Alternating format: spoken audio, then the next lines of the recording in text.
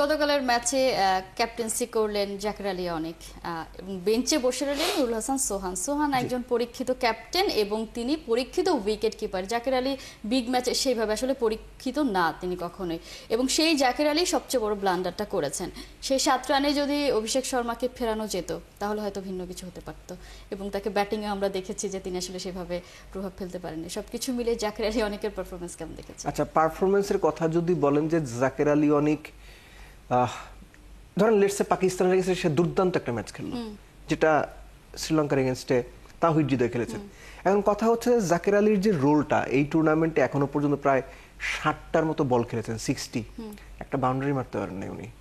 এখন একজন এই লেভেলের ফিনিশারকে যখন আপনি দিনের পর দিন সুযোগ দিবেন, টানা 6 ম্যাচ ব্যর্থ হওয়ার পর 7 নাম্বার ম্যাচে সুযোগ দিবেন, 7 নাম্বার ম্যাচ সে ভালো খেলে ফেললো, আবার 7 ম্যাচের জন্য সে ফিক্সড হয়ে গেল। আমি এটাই কথাই বলছিলাম, এটা হচ্ছে বাংলাদেশ ড্রেসিং রুমের নেপোটিজম।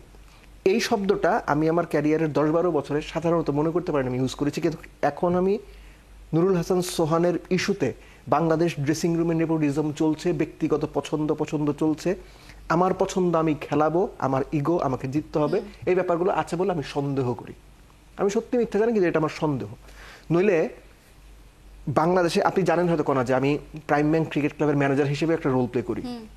সো ঢাকার ক্রিকেটে বা বাংলাদেশ ক্রিকেটে যখন টিম করার সময় ক্যাপ্টেন খোঁজা হয়, দুজন লোকের নাম সবার আগে আসে, specially Dhaka premier division cricket লিগে।